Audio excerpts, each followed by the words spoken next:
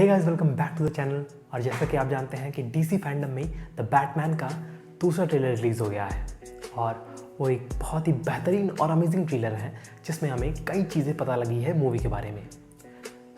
इस वीडियो में हम उस ट्रेलर का ब्रेकडाउन करेंगे और उसमें जो हमें बहुत से क्लूज़ देखने को मिले हैं उसके बारे में मैं आपको बताऊँगा और आशा करूँगा कि आपके सारे डाउट्स मूवी से रिलेटेड दूर हो जाएँ।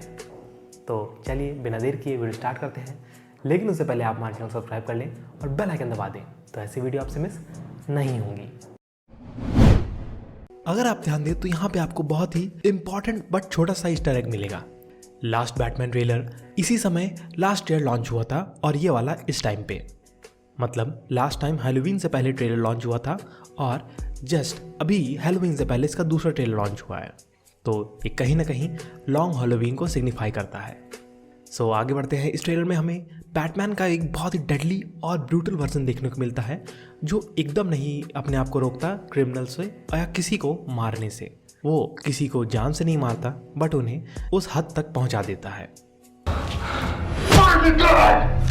यहाँ पे हमें बैटमैन की पहली बार वॉइस सुनने को मिली है जो कि ऑफ कोर्स मॉड्यूलेटेड है बट कंप्लीटली मॉड्यूलेटेड नहीं है, जो कि थोड़ी सी कंप्यूटराइज्ड या फिर खराब लगे।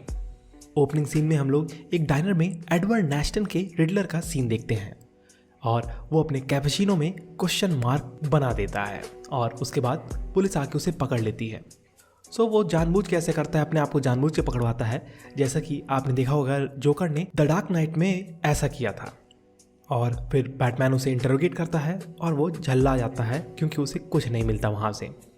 फिर हम गॉर्डन को बैट सिग्नल लाइट अप करते हुए देखते हैं जिससे कि हमें पता लगता है कि बैटमैन और पुलिस एक साथ काम कर रहे हैं। बैट सिग्नल का मतलब सिर्फ बैटमैन को सिग्नल करना नहीं बल्कि जितने भी गैंगस्टर हैं उनके लिए एक वार्निंग साइन भी है और इसकी झलक भी दिख जाती है जब सब अपने हाइड आउट में गैंग अप करने लगते हैं। और फिर यहाँ पे हम बैट सूट की बुलेट प्रूफ कैपेसिटी भी देखते हैं।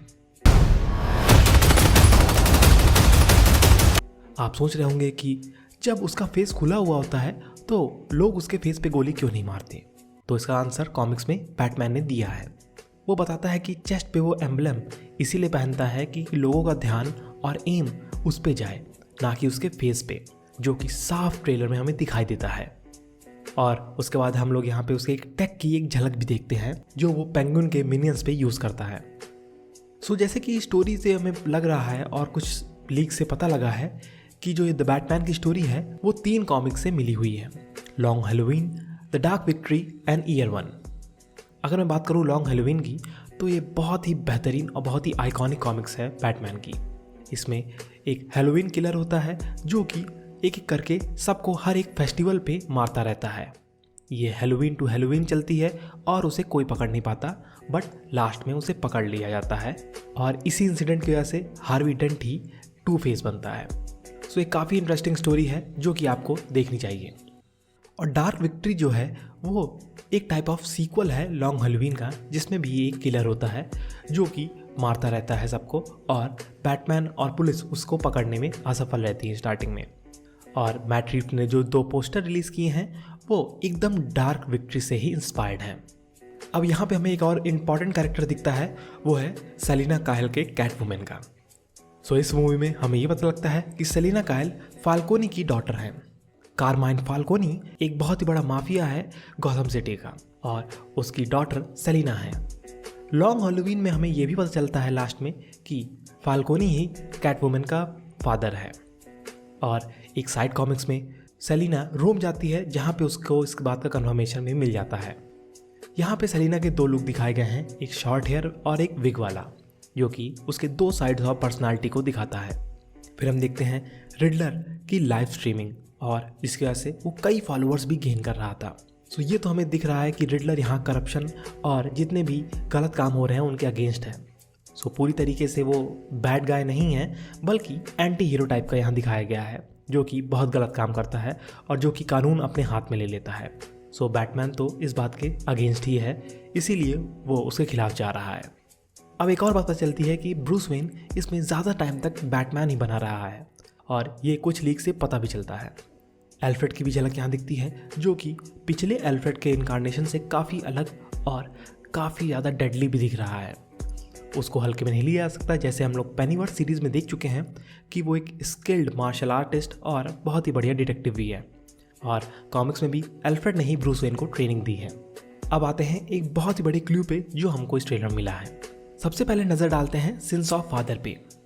तो लॉन्ग हॉलवेन में इसका रेफरेंस मिलता है हमें कि थॉमस वेन और कारमाइन फाल्कोनी मिलके काम करते थे उस टाइम, और थॉमस वेन गलत काम नहीं करते थे, बट गंदगी साफ करने के लिए उन्हें कीचड़ में उतरना ही पड़ता था।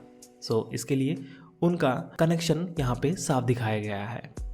नो मोर लाइज कोल्सन। कोल्सन इस मूवी के डीए हैं, मतलब डिस्ट्रिक्ट अटॉर्नी, जैसा कि हार्वी डेंट थे द डार्क नाइट में। सैवेज इस कमिश्नर, और ये सब रिडलर के शिकार है। सो यहाँ पे रिडलर उन सबके पीछे जा रहा है जिनका कनेक्शन करप्शन या फिर इन्हीं सब चीज़ों से था।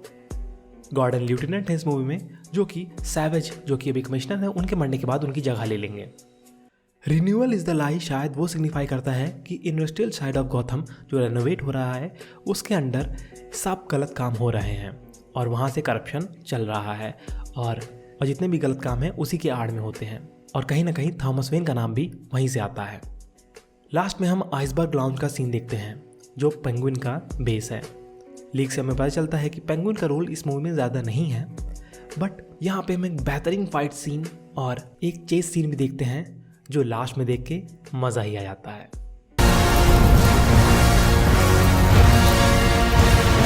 सो आपकी क्या राय है ट्रेलर और वीडियो से रिलेटेड, वो आप हमें कमेंट सेक्शन में बता सकते हैं। और अगर वीडियो अच्छा लगा हो तो इसे लाइक करें और चैनल सपोर्ट के लिए सब्सक्राइब बटन और बेल आइकन दबाना ना भूलें। धन्यवाद।